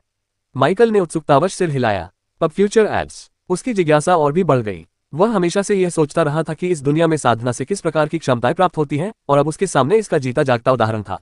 अब तुम क्या कर सकते हो? उसने पूछा। मुझे दिखाओ। एस का चेहरा आदेश सुनते ही चमक उठा। जी स्वामी। वह थोड़ा सीधा हुआ, अपने चारों ओर मौजूद मृतकों की निगाहों से अभी भी असहज था। आपने मुझे जो साधना विधि सिखाई है उसमें 3 मूल मंत्र हैं। इनका प्रयोग केवल ची साधना के दौरान ही किया जा सकता है, लेकिन अभी मैं केवल एक ही कर सकता हूँ। ओह, माइकल ने अपना सिर थोड़ा झुकाया। कौन सा? एस ने गहरी सांस ली। उसकी हथेलियों के आसपास हवा के हल्के झोंके चलने लगे और उसका कांपना कम हो गया। इसे विंड ब्लेड कहते हैं, उसने कहा। माइकल की आंखों में हल्की सी चमक आई। तो फिर इसे करके दिखाओ, उसने कहा। एस ने जरा भी संकोच नहीं किया। उसने एक कदम पीछे हटकर गहरी सांस ली और उसके हाथ चलने लगे। उसकी उंगलियां मुड़ी, दबी और कई तरह के हस्त मुद्राओं में बहने लगी। ताबूत के अंदर का स्थान हिल गया। एस के चारों ओर हवा की छोटी छोटी लहरें उठने लगी, हर मोहर के साथ वे और घनी होती गईं, यहां तक कि हवा में एक हल्की सी सीटी की आवाज गूंजने लगी। फिर शश, उसकी हथेली से हवा का एक झोंका निकला जो चौंका देने वाली गति से आगे बढ़ा। माइकल की भौहें थोड़ी ऊपर उठी। प्रहार से ताबूत की सतह को कोई नुकसान नहीं पहुंचा था। ऐसा तो कुछ ही चीजें कर सकती थी, लेकिन इसके पीछे की ताकत निर्विवाद थी। उसने चुपचाप अपनी बाहें मोड़ ली और हल्के झटके का अवलोकन किया। शानदार, उसने धीरे से कहा। उसे वुडस्टोन शहर में फैली अराजकता याद आ गई। वह एक आधिकारिक नाइट की ताकत देख पाया था। अब दोनों की तुलना करते हुए उसने कुछ आश्चर्य के साथ महसूस किया कि यदि यह अकेली पवन तलवार किसी आधिकारिक शूरवीर को लग जाए तो उसे भी खतरा पैदा करने के लिए पर्याप्त थी। बेशक वह एक आधिकारिक नाइट था जो नाइट शक्ति प्रणाली में प्रथम स्थान पर भी था। एस, अगर मैं कहूं कि मैं तुम्हें और भी मजबूत बना सकता हूं तो तुम क्या करोगे? तारांकन तारांकन तारांकन। जैसे जैसे माइकल की शक्तियां बढ़ती गईं, उसमें एक सूक्ष्म परिवर्तन आने लगा। ऑरोरा में यह इतना स्पष्ट नहीं था, लेकिन उत्पत्ति की भूमि में जहां शक्ति क्षेत्रों के अनुसार विभाजित थी, ये स्पष्ट हो गया। ऐसा ही एक बदलाव उनके आत्मविश्वास में आया। पहले, हालांकि यह कहना गलत नहीं होगा कि माइकल हर चीज को लेकर हद से ज्यादा सतर्क था, लेकिन वह इससे बहुत दूर भी नहीं था। लेकिन जैसे जैसे उसकी शक्ति बढ़ती गई, जिन चीजों के प्रति वह कभी जुनूनी हुआ करता था, अब उनके प्रति उसकी परवाह कम होती गई। उदाहरण के लिए, भुला दिए गए व्यक्ति का क्षतिग्रस्त ताबूत। अगर यह चीज कुछ महीने पहले माइकल के पास होती तो किसी और को इसकी एक झलक भी देखने देना उसे शकी बना देता, लेकिन अब उसने सुविधा के लिए एक बाहरी व्यक्ति को ताबूत वाले स्थान पर लाने में जरा भी संकोच नहीं किया। बेशक इसका मतलब यह नहीं था कि माइकल ने सारी सावधानी छोड़ दी थी। नहीं, वह दिल से अब भी एक सतर्क व्यक्ति था, लेकिन जैसे जैसे उसकी शक्ति बढ़ती गई, वैसे वैसे उसे परेशान करने वाली चीजों की सीमा भी बढ़ती गई। फिलहाल लायनहार्ट किंगडम का नाम उस सूची में था ही नहीं। माइकल एस को ताबूत के अंदर सिर्फ उसकी नई शक्तियों को परखने के लिए नहीं लाया था। लड़के के साधक बनने की खबर सुनकर उसके मन में कुछ विचार आए। उसके अलावा उसका पहला गैर अमर उच्च मानव कैसा दिखेगा। यही कारण था कि माइकल को एक समय इस बात में दिलचस्पी थी कि पशु प्रशिक्षक अपने पशुओं के साथ किस प्रकार का बंधन बनाते हैं। दुर्भाग्यवश पिछली एक गलती के कारण यह स्पष्ट हो गया था कि वशीकरण कौशल में कुछ कमियां थीं, और वे कमियां माइकल की सबसे बड़ी सुरक्षाओं से जुड़ी थीं। यही कारण था कि उसने अभी तक लायरा को विकसित नहीं किया था। पहले तो उसे लगता था कि मालिक सेवक के अनुबंध के कारण उसे चिंता करने की कोई जरूरत नहीं है, वफादारी की गारंटी थी। लेकिन समय बीतने के साथ भले ही यह बात काफी हद तक सच थी, माइकल को अब यह उतना आसान नहीं लगता था जितना पहले लगता था। लायरा के साथ काफी समस्याएं थीं। पहली बात तो उसकी पृष्ठभूमि है। उसकी नस्ल को एक तरफ रख दे तो उसके बारे में हर बात एक रहस्यमय पृष्ठभूमि की ओर इशारा करती थी, और उस पृष्ठभूमि के बारे में जानकारी की कमी ने माइकल को सतर्क कर दिया था। अगर कोई लायरा को उससे छीन ले तो क्या होगा। अब उससे मुकाबला करने में सक्षम कोई भी शक्ति बहुत विशाल होनी चाहिए, और ऐसी शक्ति के पास गंभीर खतरा पैदा करने के साधन भी होने चाहिए। यदि कोई उसका अनुबंध तोड़ सकता है या उसे प्रभावित कर सकता है तो लायरा एक जोखिम भरा निवेश बन जाएगी। हाँ, जरूरत पड़ने पर माइकल अनुबंध के जरिए उसे चुप करा सकता था, लेकिन वह उस सीमा को पार करने के बारे में आश्वस्त नहीं था। उसे ऐसा करना असंभव नहीं लगता था, लेकिन अगर जरूरी न हो तो माइकल ऐसा करना नहीं चाहता था। कम से कम फिलहाल तो उसे ऐसा ही लग रहा था। लेकिन माइकल को अब इस बात पर पूरा भरोसा नहीं रहा कि यह अनुबंध पूरी तरह से अटूट है। अनुबंध के चलते लायरा शायद उसे धोखा देने के बारे में सोच भी न पाए, लेकिन दूसरे लोग फिर भी दखलंदाजी के तरीके ढूंढ सकते हैं। कानून के रहस्यों के बारे में अधिक जानने के बाद माइकल मालिक सेवक के बंधन पर अकेले निर्भर रहने को लेकर तेजी से असुरक्षित महसूस करने लगा था। पब फ्यूचर विज्ञापन एक व्यावहारिक समस्या भी थी। अगर वह टाइमिंग स्किल के बिना लायरा को विकसित करता तो वह उसके लिए उतनी उपयोगी नहीं होती, क्योंकि वह लेवल अप नहीं कर पाती। और इसके अलावा लायरा ऐसी शख्सियत नहीं थी जिसे आसानी से धोखा दिया जा सके। एल्फ्स लंबी उम्र वाले प्राणी थे। माइकल को शक था कि लायरा उतनी जवान नहीं थी जितनी वह दिखती थी। जहां तक उसे पता था, वह उसकी चाची जितनी उम्र की हो सकती थी या उससे भी अधिक। लेकिन ऐसा अलग था। इसका मतलब यह नहीं था कि एस को संभालना आसान था, लेकिन माइकल की नजर में वह ज्यादा नियंत्रण में था। लायरा की तुलना में एस और लिया दोनों ही साथ काम करने के लिए आदर्श नमूने लगते थे। अगर माइकल इसे एक व्यावसायिक उद्यम के रूप में देखता तो ये केवल जोखिम प्रबंधन था। सवाल सुनकर ऐसे एकदम स्तब्ध रह गया। एक पल के लिए उसका दिमाग सुन्न हो गया, और फिर शांत पानी में उठने वाली लहर की तरह उसे अचानक कुछ याद आ गया। यह दृश्य जाना पहचाना सा लगा। उसे अचानक याद आया कि माइकल ने उससे कुछ हफ्ते पहले ठीक इसी तरह का सवाल पूछा था, जब वह और लिया साधारण इंसान थे और शक्ति का मतलब समझने के लिए संघर्ष कर रहे थे। उस समय उन शब्दों ने ही सब कुछ शुरू किया था। और अब माइकल से वही लहजा, वही अटूट आत्मविश्वास फिर से सुनकर एस सहज रूप से समझ गया। यह एक और अवसर था। उसके दिल की धड़कन तेज होने लगी। एस को याद आया कि जब उसने पहली बार एक साधक के रूप में सांस लेने में सफलता पाई थी, जब हवा ने पहली बार उसका कहना माना था, तब उसे कैसा महसूस हुआ था। उसे स्पष्टता और उद्देश्य का एहसास हुआ था। अब माइकल के सामने खड़े होकर अनगिनत मरे हुओं की दमनकारी शक्ति से घिरे होने पर वही भावना पहले से कहीं अधिक प्रबल होकर लौट आए। अगर उसके और ऊपर उठने की थोड़ी सी भी संभावना होती। एस ने अपनी मुठ्ठियां भींच ली। उसकी आवाज उत्तेजना से कांप रही थी, लेकिन दृढ़ संकल्प से स्थिर थी। हे प्रभु, मैं कुछ भी करूंगा, उसने कहा। माइकल के होंठ हल्के से लगभग न के बराबर मुड़े। उसकी निगाहें उस लड़के पर टिकी रहीं। अच्छा, उसने धीरे से कहा, तो चलिए शुरू करते हैं। यहीं रहो। दोनों के बीच मालिक सेवक का अनुबंध बनने में ज्यादा समय नहीं लगा। माइकल ने अपने पास मौजूद अनुबंध के दस्तावेजों में से एक का इस्तेमाल किया। यह उस इनाम का हिस्सा था जो उसे राजधानी में नीलामी प्रबंधक द्वारा घटना के दौरान सभी को बचाने के लिए दिया गया था। हाँ, हालांकि माइकल को एस को नियंत्रित करने की अपनी क्षमता पर भरोसा था, लेकिन वह कोई जोखिम नहीं लेना चाहता था। इसके अलावा टाइमिंग स्किल के बजाय इस अनुबंध का उपयोग करने का एक विशिष्ट कारण भी था। एस के विकास के बाद के लिए माइकल के मन में पहले से ही कुछ खास योजना थी। एस का नाम विकसित होने योग्य संस्थाओं की सूची में देखकर माइकल ने समय बर्बाद किए बिना काम शुरू कर दिया, लेकिन कुछ नया करने की कोशिश किए बिना नहीं। चून के विकास के दौरान असाधारण पदार्थों का उपयोग अंतिम परिणाम को प्रभावित करने के लिए किया जा सकता था, इसलिए उसे अपनी उत्पत्ति, शरीर क्षमता और नश्वर देवता उपाधि याद आई। इससे उसके मन में यह सवाल उठा, क्या उसका अपना रक्त भी इसमें गिना जाएगा? और यदि वह विकास के दौरान इसका उपयोग करे तो क्या होगा? अपनी शक्ति के माध्यम से अपने रक्त के सार का एक छोटा सा अंश प्रकट करने की इच्छा रखते हुए माइकल ने प्रक्रिया शुरू करने से पहले एस के माथे पर एक बूंद डाली। हालांकि जिसकी उन्हें उम्मीद नहीं थी वह ये था कि विकास में असाधारण सामग्रियों का उपयोग करने के बारे में पूछने वाली परिचित सूचना के बजाय एक पूरी तरह से नया पैनल दिखाई दिया। पब फ्यूचर विज्ञापन, क्या आप कल्टीवेटर को स्यूडो डिवाइन ब्लड के साथ मिलाना चाहते हैं? विलय सिर्फ एक शब्द का अंतर था, लेकिन कौन जानता था कि उस एक बदलाव के क्या परिणाम हो सकते हैं। इसका क्या मतलब हो सकता है, ये सोचते हुए माइकल ने कीमत की जांच की और आश्चर्य से उसकी भौहें ऊपर उठ गईं। इस क्रिया में 1000 इवोल्यूशन पॉइंट्स खर्च होंगे। यह सामान्य नहीं था। असाधारण सामग्रियों का उपयोग करने पर भी विकास की लागत पहले कभी नहीं बदली थी। एक साधारण इंसान होने के नाते उसके विकास के लिए 100 पॉइंट से अधिक खर्च नहीं होने चाहिए थे। माइकल ने थोड़ी माफी मांगने वाले भाव से लड़के की ओर देखा। ऐसा प्रतीत होता है कि चीजों को निगलने की क्षमता ही एकमात्र ऐसा पहलू नहीं था जो उसके स्वयं के विकास के बाद बदल गया था, और ऐसा भी अभी पहला परीक्षण विषय बना था। विकसित हो जाओ, उसने धीमी आवाज में आदेश दिया। उम्मीद है इस विकल्प से ज्यादा तकलीफ नहीं हुई होगी। जैसे ही माइकल ने आदेश दिया, एस का शरीर चमकने लगा। पहले तो यह वही सामान्य सफेद चमक थी जो अधिकांश विकासों के साथ होती है, लेकिन इस बार यह अलग थी। प्रकाश चकाचौंध करने वाला नहीं था। यह पारभासी, लगभग अलौकिक था, जिससे माइकल एस के शरीर की धुंधली आकृति को देख पा रहा था। उसकी त्वचा के नीचे झिलमिलाती ऊर्जा की नसें धड़क रही थी, मानो पिघली हुई चांदी की नदियां नाजुक मांस में बह रही हो। लेकिन हालांकि रोशनी आंखों के लिए अधिक कोमल थी, दर्द किसी भी तरह से कोमल नहीं था। एस की चीख ताबूत की खामोश हवा में गूंज उठी, बेकाबू और तीव्र। जैसे ही ऊर्जा उसके शरीर के हर रेशे में दौड़ी, उसकी पीठ हिंसक रूप से झुक गई, नसें ऐसे फूल गई मानो त्वचा को चीरकर बाहर निकलना चाहती हो। उसका शरीर कांप उठा। माइकल चुपचाप देखता रहा, उसकी आंखों में हल्की सफेद रोशनी झलक रही थी। दिलचस्प, माइकल ने धीमी आवाज में कहा। उसकी आवाज शांत और विश्लेषणात्मक थी, क्योंकि उसने सत्य की आंख को सक्रिय किया और एस के शरीर में वास्तव में क्या हो रहा था यह देखना शुरू कर दिया। जो कुछ उसने देखा, उसे देखकर वह भी कुछ क्षणों के लिए थम गया। एस के शरीर में वाकई बदलाव आ रहे थे। उसकी हड्डियां मजबूत हो रही थी, मांसपेशियां कस रही थीं, उसके अंग नई ऊर्जा से स्पंदित हो रहे थे। लेकिन माइकल का पूरा ध्यान इस पर नहीं गया, बल्कि उसके खून पर गया। सत्य की आंख के लेंस के माध्यम से वह लड़के की नसों में बहने वाली हर बूंद को देख सकता था, जिनमें से प्रत्येक एक असामान्य प्रकाश के साथ झिलमिला रही थी। माइकल को यह महसूस हो रहा था कि उसके रक्त का सार उसके भीतर प्रतिक्रिया कर रहा है। लेकिन कुछ अजीब हो रहा था। माइकल ने अपनी आंखें सिकुड़ी। यह आत्मसात हो रहा है, उसने बुदबुदाया। नहीं, रूपांतरित हो रहा है। पहले तो उसे लगा कि उसका खून इसके शरीर को बस ताकत दे रहा है, लेकिन ये कुछ और ही था। लड़के के खून को सिर्फ ताकत ही नहीं मिल रही थी, बल्कि उसका स्वरूप भी बदल रहा था। माइकल को एस के दिल की हर धड़कन तेज सुनाई देने लगी, मानो दूर से आती गड़गड़ाहट की तरह गूंज रही हो। उसका नश्वर रक्त धीरे धीरे अपनी मानवीय अवस्था को त्याग रहा था। उसका रंग लाल से गहरा होकर हल्के चमकदार लाल रंग में बदल रहा था, जिसके किनारों पर सुनहरी चमक थी। यह सामान्य नहीं है, माइकल ने फुसफुसाते हुए कहा। उसकी आंखें तेज हो गईं। यह मेरी नकल कर रहा है। दरअसल जब उसने गौर से देखा तो खून की संरचना उसके अपने खून से मिलती जुलती लगने लगी थी। यह अभी पूरी तरह से स्पष्ट नहीं थी, लेकिन समानता निर्विवाद थी।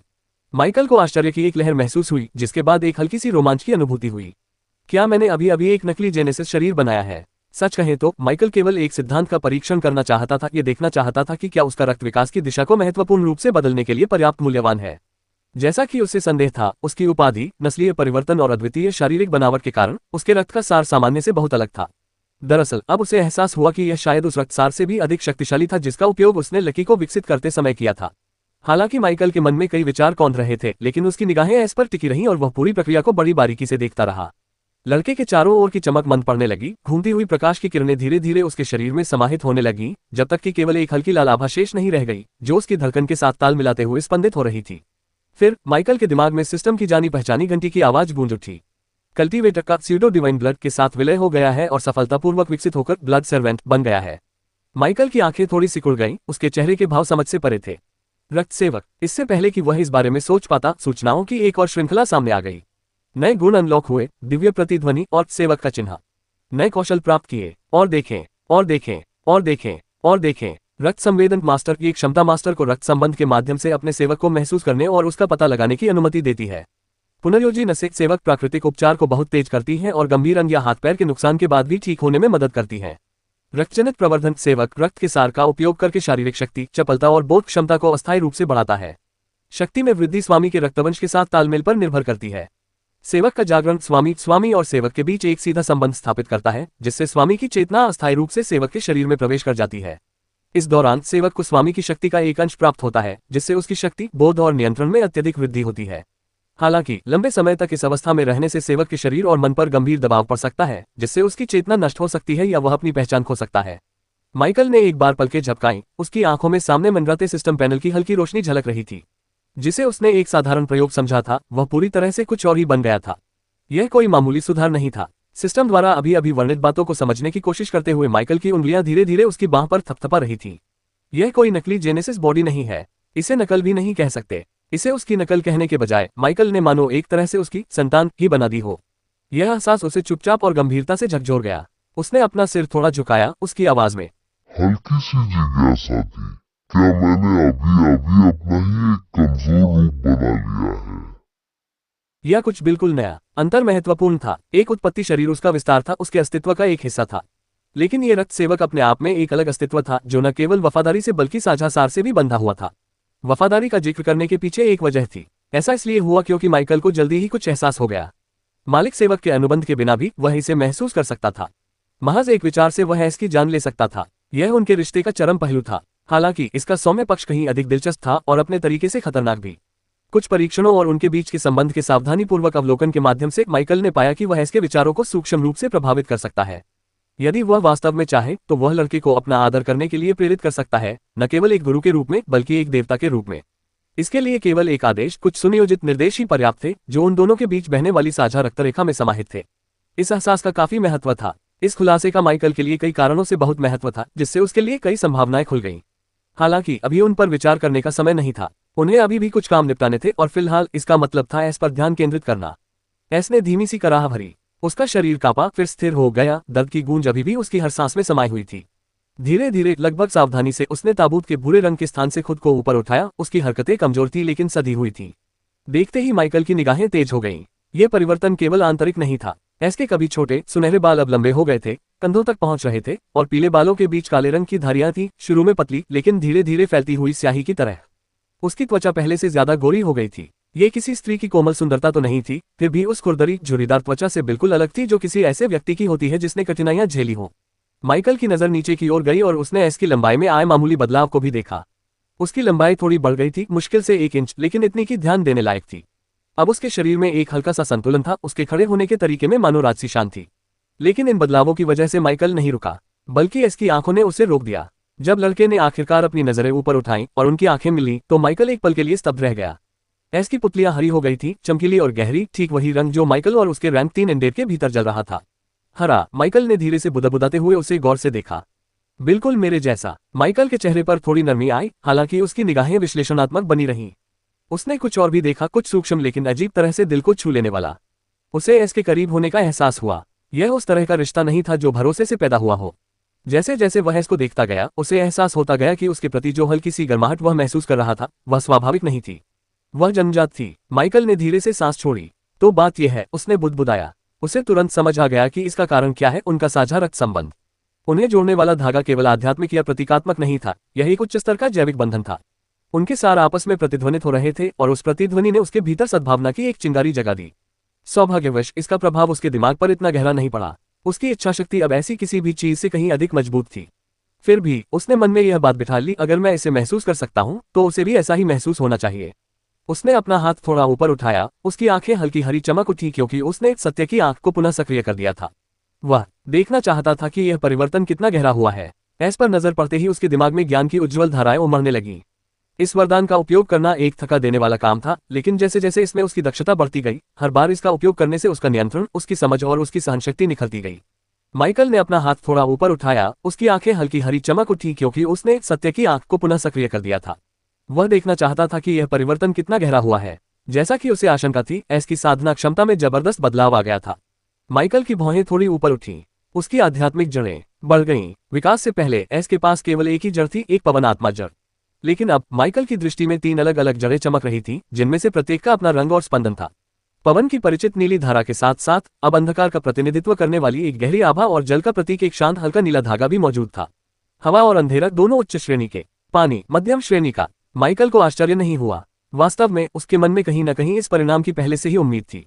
उसने आध्यात्मिक आरेख का और गहराई से अध्ययन किया। एस की नसों में सर्पिलाकार रूप से प्रवाहित हो रही ऊर्जा के प्रवाह का पता लगाया। वे नसें केवल चौड़ी ही नहीं थीं, बल्कि अधिक स्वच्छ, सुदृढ़ और परिष्कृत भी थीं। उसके पिछले स्वरूप और इस नए स्वरूप में अंतर लकड़ी की बांसुरी और स्टील के पाइप की तुलना करने जैसा था। हालांकि जड़ों और चैनलों के जटिल जाल का अवलोकन करते हुए माइकल को वास्तव में जेस्टर के पहले के शब्दों का अर्थ समझ में आया। अधिक आध्यात्मिक संबंध होने का मतलब हमेशा बेहतर होना नहीं होता, माइकल ने धीरे से खुद से कहा। वह इसे स्पष्ट रूप से देख सकता था। यह एक दोधारी तलवार है, माइकल ने धीरे से कहा। साधकों के लिए ऊर्जा की मात्रा से अधिक संतुलन और शुद्धता महत्वपूर्ण थी। अनेक आध्यात्मिक जड़ों का होना तभी वरदान था जब उनका उपयोग सामंजस्यपूर्वक किया जा सके, अन्यथा अतिरिक्त ऊर्जा बोझ बन जाती थी। एक किसान के लिए बहुत सारी जड़ें उसे अपंग बना सकती हैं, उसने सोचा। लेकिन एक जादूगर के लिए। उसके होठों पर हल्की सी मुस्कान आई। ये तो बिल्कुल उल्टा है। जादूगरों की दुनिया में विविधता ही शक्ति थी। जितने अधिक तत्वों पर नियंत्रण होता था उतनी ही अधिक उनकी बहुमुखी प्रतिभा और क्षमता बढ़ती थी। साधना और जादू, इन दोनों प्रणालियों का अपना अपना तर्क और सत्य था। माइकल ने सत्य की आंख को मंद पड़ने दिया और सिर हिलाकर परिणाम का आकलन किया। एस बदल गया था, लेकिन मूल रूप से वह अभी भी इंसान ही था, बस परिष्कृत हो गया था। उसका शरीर किसी उच्च कोटि के इंसान की क्रूरता के स्तर तक तो नहीं पहुंचता था, लेकिन आम लोगों के मुकाबले वह अब कहीं बेहतर था। हालांकि शारीरिक शक्ति उच्च मानव जाति का मात्र एक स्तंभ नहीं थी। एस में शारीरिक बनावट की कमी थी, लेकिन उसने अपनी प्रतिभा से इसकी भरपाई कर ली थी। उन्हें आश्चर्यजनक रूप से कई नर्म लाभ विरासत में मिले थे, स्वच्छ नालियां, तेजी से स्वस्थ होना, तत्वों के प्रति बढ़ी हुई संवेदनशीलता इत्यादि। हर लिहाज से यह एक अपग्रेड था, और इस निष्कर्ष ने माइकल को एक और बात का खुलासा किया, एक ऐसा द्वार जिसे उसने अब तक नहीं देखा था। चूंकि एस अभी भी इंसान था, इसलिए वह नस्लीय विकास के लिए योग्य था। अगर माइकल चाहे तो वह उसे और आगे बढ़ा सकता था, उसे एक उच्च कोटि के इंसान में बदल सकता था। उसकी निगाहें उन हरी पुतलियों पर टिक गईं जो उसकी अपनी पुतलियों का प्रतिबिंब थी। एक उच्च मानव के ऊपर एक रक्त सेवक की परत, इसका क्या परिणाम होगा? हालांकि यह विचार लुभावना था, लेकिन माइकल का मानना था कि फिलहाल इतना ही काफी है। माइकल ने कुछ देर तक एस को गौर से देखा, फिर आखिरकार चुप्पी तोड़ी। तुम्हें कैसा लग रहा है? एस ने पलकें झपकाईं, उसकी छाती अनियमित लय में ऊपर नीचे हो रही थी। उसने मुश्किल से निगलते हुए अपनी नसों में दौड़ रही अजीब धड़कन को स्थिर करने की कोशिश की। इसे समझाना मुश्किल है महाराज, उसने कर्कश स्वर में कहा। सब कुछ महसूस हो रहा है। ये स्पष्ट था कि वह अपनी वर्तमान स्थिति को शब्दों में बयान नहीं कर सकता था। एस हिचकिचाया, फिर बोला, और तुम? मैं तुम्हें महसूस कर सकता हूँ। माइकल की भौहें थोड़ी उठी, हालांकि उसका लहजा शांत रहा। क्या तुम मुझे महसूस कर सकते हो? एस ने सिर हिलाया, उसका हाथ अनायास ही उसकी छाती पर चला गया। मैं इसे ठीक से बयान नहीं कर सकता, लेकिन इसमें दर्द नहीं है। माइकल के चेहरे पर कोई भाव नहीं बदला, लेकिन उसकी आंखों की हल्की चमक और गहरी हो गई। ये तो बात का असर है। चिंता मत करो। एस को इसका मतलब पूरी तरह समझ नहीं आया, लेकिन उसने कमजोरी से सिर हिलाया। वह अभी भी थकावट से कांप रहा था। विलय होना कई मायनों में विकास से भिन्न प्रतीत होता था। माइकल कुछ और सेकंड तक चुपचाप उस लड़के को देखता रहा। आपके शरीर को समायोजित होने में कुछ दिन लगेंगे, माइकल ने अंत में शांत स्वर में कहा। अगले कुछ दिन अनुकूलन के लिए प्रशिक्षण में बिताएं। एस ने अपनी मुद्रा सीधी की, हालांकि उसके पैर अभी भी लड़खड़ा रहे थे। उसके चेहरे पर थकान साफ झलक रही थी, लेकिन उसके भावों में कुछ और ही झलक रहा था, दृढ़ संकल्प और विस्मय। उसने दोनों हाथों को कसकर भींचते हुए गहरे झुककर प्रणाम किया। जी महाराज, मैं समझ गया। उसकी आवाज थोड़ी कांप रही थी। मैं आपको निराश नहीं करूंगा। मैं तब तक अभ्यास करूंगा जब तक मैं इस शक्ति पर पूरी तरह से नियंत्रण न कर लूं। और यहाँ जो कुछ भी हुआ है, मैं उसे गुप्त रखूंगा। एक शब्द भी मेरे मुंह से नहीं निकलेगा। माइकल चुपचाप उसे देखता रहा, उसके चेहरे के भाव समझ से परे थे। उसे लड़के के शब्दों से दिलासा देने की जरूरत नहीं थी, उनके बीच का बंधन छल को नामुमकिन बना चुका था। फिर भी उन शब्दों को सुनकर उसे एक अलग ही संतुष्टि मिली। उसके होठों के कोने पर हल्की सी मुस्कान आ गई। अच्छा, माइकल ने एस को ताबूत से बाहर निकालने से पहले उससे ज्यादा बात नहीं की। एस के जाने के बाद माइकल वापस आ गया। मौजूदा हालात ने उनके मन में एक नया विचार जगाया जिसे आजमाने के लिए वे बेताब थे। बिना ज्यादा झिझके माइकल ने स्पार्टन को बुलाया। उसे स्पार्टन को बुलाए काफी समय हो गया था। वह अमर योद्धा शुरुआत से ही वफादारी से उसकी सेवा करता रहा था, लेकिन जैसे जैसे उसकी शक्ति बढ़ती गई, उनके बीच बातचीत की आवृत्ति कम होती गई। ऐसा नहीं था कि स्पार्टन अप्रासंगिक हो गया था, बिल्कुल भी नहीं। असल मुद्दा सीधा सा था, माइकल की ताकत लंबे समय से अन्य मरे हुओं की ताकत से कहीं ज्यादा थी। स्पार्टन को मजबूत बनाने के लिए भारी मात्रा में अनुभव अंक चाहिए होते थे और अन्य मरे हुओं के विपरीत विकास करने से उसका स्तर नहीं बढ़ता था। लेकिन अब हालात अलग थे। अपनी अनंत विकास प्रतिभा के दूसरे उत्परिवर्तन के साथ माइकल ने नियंत्रण करने के लिए एक पूरी तरह से नए आयाम की खोज की थी। माइकल ने अपने भंडारगृह में हाथ डाला और एक लो सीड निकाला। यह विधि बीज उस सिंह का था जिसने सर्प और क्रिस्टल राक्षस के साथ मिलकर माइकल पर हमला किया था। ये तीनों उसकी सेना संख्या 1 का हिस्सा हैं। माइकल ने कानून का बीज स्पार्टन को सौंप दिया। बिना कुछ और कहे उसने अपने अंगूठे में सुई चुभाई, जिससे उसके खून की एक बूंद स्पार्टन के सिर पर गिरी। फिर माइकल ने अपनी प्रतिभा को सक्रिय किया। अमर मानव को छद्म दिव्य रक्त और तारांकन कानून बीज के साथ विलय करने की इच्छा के कारण। हाँ, तारांकन। जैसे ही माइकल ने अपनी सहमति दी, ताबूत के अंदर का स्थान कांप उठा। स्पार्टन के कवचधारी हाथ में मौजूद नियम का बीज घुलने लगा, जिससे सुनहरी और लाल ऊर्जा की चमकदार धाराएं निकलकर उसके शरीर में फैलने लगी और एक गहरी गूंजती हुई ध्वनि से पूरा वातावरण भर गया। वह अमर योद्धा स्थिर खड़ा रहा, उस बल के उसके शरीर को चीरने के बावजूद भी। उसका कवच चटक गया और पिघली हुई नसों की तरह दरारों से लाल प्रकाश की हल्की धाराएं रिसने लगीं। यह विलय एस के विलय से कहीं अधिक हिंसक था। बीज के भीतर की ऊर्जा वास्तव में शांत नहीं थी और उसने प्रतिरोध किया। सौभाग्यवश वे एक ऐसी विचित्र शक्ति प्रतीत होते हैं जिसने वर्तमान प्रगति को विफल होने से रोका है। हवा घनी हो गई। दबाव ज्वार की लहरों की तरह बाहर की ओर फैल रहा था, जिससे पैरों के नीचे की धूसर रेत विकृत हो रही थी। हर धड़कन पिछली धड़कन से भारी लग रही थी। माइकल स्पार्टन के शरीर के भीतर एकत्रित हो रही ऊर्जा की अपार सघनता को महसूस कर सकता था। अंतिम होने तक धमाका, सुनहरे लाल रंग की ऊर्जा का एक विस्फोट बाहर की ओर हुआ, जो एक भयंकर तूफान जैसी आवाज के साथ ताबूत के फर्श से टकराया। माइकल का लबादा जोर से लहराया, लेकिन उसके चेहरे पर कोई भाव नहीं बदला। उसका शरीर, जो मानवीय सीमाओं से परे दृढ़ था, जरा भी नहीं हिला। उसके लिए वह बल उसके गालों को छूती हल्की हवा के स्पर्श मात्र था। लेकिन अगर ऐसा भी यहाँ होता तो वह उस विशाल आध्यात्मिक दबाव के कारण तुरंत ही ढह जाता जो अब उन स्थानों में व्याप्त था। माइकल की निगाहें और गहरी हो गईं। दबाव लगातार बढ़ता रहा। तीसरा स्थान, माइकल ने सोचा। उसकी आंखों में एक हल्की सी चमक आ गई। जैसे ही दहलीज पार हुई, दबाव अचानक कम हो गया और सन्नाटे के विस्फोट में गायब हो गया। घूमती हुई रोशनी फीकी पड़ने लगी और स्पार्टन एक बार फिर खड़ा रह गया, लेकिन रूपांतरित होकर। फिर वे पैनल माइकल के सामने प्रकट हुए। विकास पूर्ण हुआ। अमर मानव का छद्म दिव्य रक्त और तारांकन तारांकन तारांकन तारांकन कानून बीज के साथ विलय हो गया है। परिणाम, अमर रक्त सेवक। पदवृद्धि, पद 2 पद 3। नए कौशल प्राप्त किए। पुनर्योजी नसे सेवक। ब्लडबोर्न एम्प्लीफिकेशन सर्वेंट। माइकल ने संतुष्टि भरे भाव से नोटिफिकेशन पर एक नजर डाली। कौशलों की सूची एस की सूची से लगभग मिलती जुलती थी, लेकिन एस के विपरीत स्पार्टन की उच्च मानव होने की पृष्ठभूमि ने इसके प्रभावों को काफी हद तक बढ़ा दिया था। अकेले उसकी शारीरिक शक्ति में ही कई गुना वृद्धि हो गई थी। स्पार्टन के चारों ओर की रोशनी धीरे धीरे कम होती गई, यहां तक कि केवल एक शांत आभा ही शेष रह गई। पास से देखने पर उसके शरीर में परिवर्तन सूक्ष्म था। उसकी आंखों का सफेद रंग उसी हरे रंग में बदल गया जो माइकल की आंखों में था, और उसके चेहरे की कठोर शव जैसी अकड़न इतनी कम हो गई कि वह कवच पहने एक जीवित व्यक्ति जैसा दिखने लगा। अभी एक दिन भी नहीं बीता था और दोषरहित मानव रूप धारण करने वाले उस क्रिस्टल दानव ने माइकल की सेना में सबसे विश्वसनीय का खिताब खो दिया था। माइकल सचमुच बहुत खुश था। अपनी प्रतिभा में आए परिवर्तन के साथ जब तक वह सही सामग्री जुटा लेता था, उसे अब इस बात की चिंता नहीं रहती थी कि उसकी शक्ति बढ़ने पर उसके मरे हुए मानव पीछे रह जाएंगे। यही बात उन सभी अधीनस्थों पर भी लागू होती थी जिन्हें वह अनुभव अंकों का अंबार नहीं लगा सकता था। कुछ लोग इसे नुकसानदेह मानेंगे। इसका मतलब था किसी और के बनाए रास्ते पर नया रास्ता बनाना। शायद एक असंगत कानून भविष्य में विकास की गति को सीमित कर दे, या किसी नौकर को ऐसे सांचे में ढलने पर मजबूर कर दे जो उसका अपना न हो। माइकल ने चुपचाप इस पर विचार किया और तराजू का दूसरा पक्ष चुना। इस मामले में फायदे बेहतर थे। माइकल ने अपना ध्यान फिर से स्पार्टन की ओर मोड़ दिया। वह ये देखना चाहता था कि किस प्रकार का कानून मृतकों के भीतर जड़ जमा चुका है। कानून, अगाध चिता, अग्नि, जल और अंधकार के मिलन से उत्पन्न एक त्रितत्वीय मिश्रण। यह एक साक्षरण और शुद्धिकरण करता है। अगाध चिता जीवन शक्ति और ऊर्जा को भस्म कर देती है, पदार्थ को राख में बदल देती है और फिर उस राख को आध्यात्मिक अवशेष में रूपांतरित कर देती है जिसे इसका उपयोग करने वाला व्यक्ति प्रयोग कर सकता है। लक्ष्य तत्व की शुद्धता जितनी अधिक होगी, उसका उपभोग उतना ही अधिक होगा। अग्नि, जल, अंधकार और वर्णन के महान नियम से संबंधित। माइकल की निगाहें उस पैनल पर टिकी रहीं। चमकते हुए अक्षर उसकी आंखों की पुतलियों में हल्के से प्रतिबिंबित हो रहे थे। अगाध चिता, अग्नि, जल और अंधकार के महान नियमों से संबंधित। यह पहली बार नहीं था जब उसने ऐसी चीज देखी थी। फायर लान के सोलर फायर के अंतिम नियम ने खुद को केवल एक ही महान नियम से बांध रखा था, अग्नि। इसका प्रभाव अद्वितीय, प्रचंड और शुद्ध था, एक ऐसी ज्वाला जो अधिकांश प्राणियों की समझ से परे थी। लेकिन स्पार्टन की अगाध चिता का महत्व इससे कहीं अधिक था। यह बहुआयामी था। जैसे जैसे वह इसके बारे में और सोचता गया, वैसे वैसे पैटर्न और स्पष्ट होता गया। जब भी कोई कानून एक से अधिक व्यापक कानूनों से जुड़ा होता था तो वह और अधिक जटिल हो जाता था।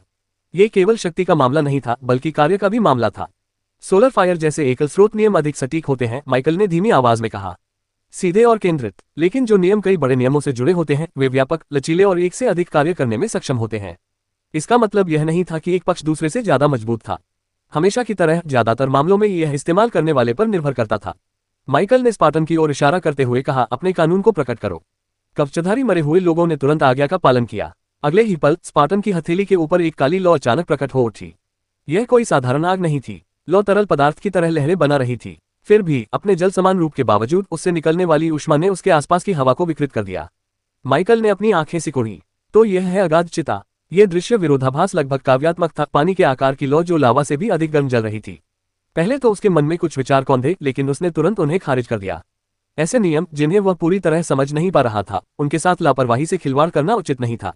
ऐसे प्रयोगों के लिए स्वयं परीक्षण करने से बेहतर होता है किसी दूसरे को बलि का बकरा बनाना। फिर भी जैसे ही उसने बदलती रोशनी के नीचे स्थिर खड़े स्पार्टन को देखा, अन्य विचार उसके मन में घर करने लगे। अब उसे पता चल गया था कि रैंक 3 पर लेवलिंग केवल अनुभवन को से ही नहीं जुड़ी होती है। उसकी हाल की खोजों ने इस बात को साबित कर दिया था। लेकिन अगर ऐसा होता तो, अगर मैं तुम्हारे भीतर एक और नियम समाहित कर दूं, माइकल ने मंद स्वर में कहा। उसकी आंखों में हल्की सी चमक थी। क्या इससे तुम्हारा स्तर और बढ़ जाएगा, या इससे तुम्हें दूसरा नियम मिल जाएगा, या इससे भी बुरा, क्या ये पहले नियम को मिटा देगा? यह एक खतरनाक सोच थी, लेकिन जिज्ञासा ने उसे आगे बढ़ने के लिए प्रेरित किया। अनुमान लगाने के बजाय उन्होंने ये जांचने का फैसला किया कि क्या एक और विलय संभव भी है। आवश्यक लागत 2000 विकास अंक। माइकल की भौहें थोड़ी सी ऊपर उठ गईं।